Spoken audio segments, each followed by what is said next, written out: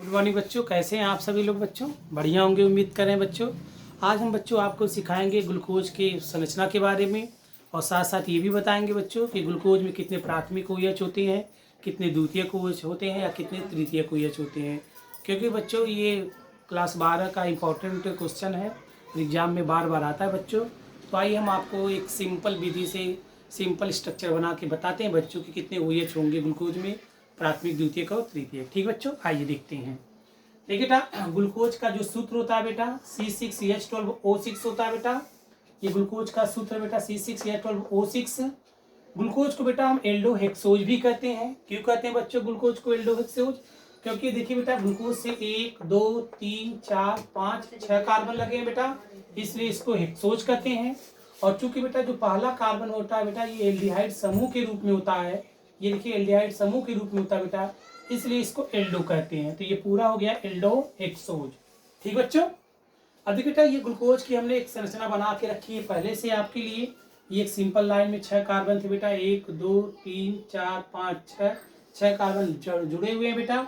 और इसी में देखिए बेटा OH OH OH OH इस तरह से लगे हुए हैं। आपको समझाने के लिए बेटा इसी संरचना को हमने थोड़ा सा और विस्तार में लिख दिया है ताकि आपको और अच्छे समझ में आए बच्चों। तो देखिए बेटा यहाँ पे इस कार्बन में देखिए बेटा 6 कार्बन को हमने जोड़ दिया है इस लाइन में, 1 2 3 4 5 6। अब देखिए बेटा यहाँ तो कोई OH समूह है ही नहीं बच्चों। यहाँ देखिए बेटा ये OH समूह है, ये OH समूह बेटा देखिए, ये OH समूह जिस कार्बन से लगा है बच्चों, ये कार्बन देखिए बेटा सीधे 2 कार्बन से अटैच, एक यहाँ और एक यहाँ, इसलिए बेटा ये कार्बन क्या हो गया, सेकेंडरी कार्बन हो गया बच्चों। इसी तरह से ये OH जिस कार्बन से लगा बेटा, ये कार्बन भी इधर और इधर 2 कार्बन से अटैच है, इसलिए ये कार्बन भी बेटा क्या हो गया, सेकेंडरी कार्बन हो गया। उसी तरह से बेटा ये कार्बन से देखिए OH लगा है, ये भी कार्बन डायरेक्ट 2 और यहाँ कार्बन से जुड़ा है, तो ये भी सेकेंडरी कार्बन हो गया बच्चों। ये भी कार्बन देखो बेटा दोनों तरफ 2 टकार्बन से जुड़ा है, OH वाला कार्बन ये, तो ये भी सेकेंडरी कार्बन हो गया बच्चों। और ये वाला जो लास्ट नंबर पे बेटा देखिए ये OH छठा कार्बन वाला जो OH है बेटा, ये जिस कार्बन से ये OH लगा है बच्चों, ये केवल एक ही कार्बन से अटैच, देखिए यहाँ, तो इसलिए बेटा ये क्या हो गया, प्राथमिक कार्बन हो गया। क्या हो गया बेटा, प्राथमिक कार्बन या प्राइमरी कार्बन हो गया बच्चों। तो इस तरह से देखिए बेटा यहाँ पे ये OH केवल एक ही कार्बन वाले परमाणु से जुड़ा है बेटा, इसलिए ये क्या हो गया, प्राथमिक एल्कोहल हो गया। और प्राथमिक एल्कोहल में कितने OH होंगे बेटा, एक ही OH है जो प्राथमिक कार्बन से जुड़ा हुआ है। ठीक बच्चों, और यहाँ देखिए बेटा 1 2 3 4 OH ऐसे हैं बच्चों जो द्वितीयक कार्बन से सेकेंडरी कार्बन से लगे हुए हैं।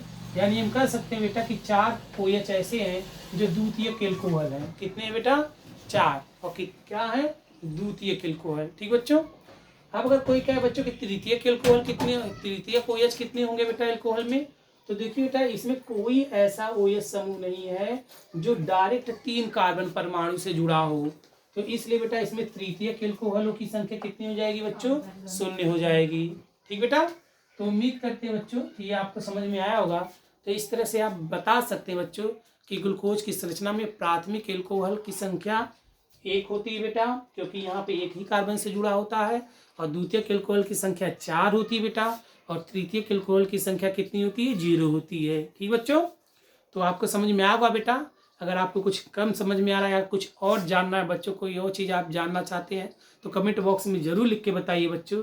तब तक के लिए बेटा धन्यवाद।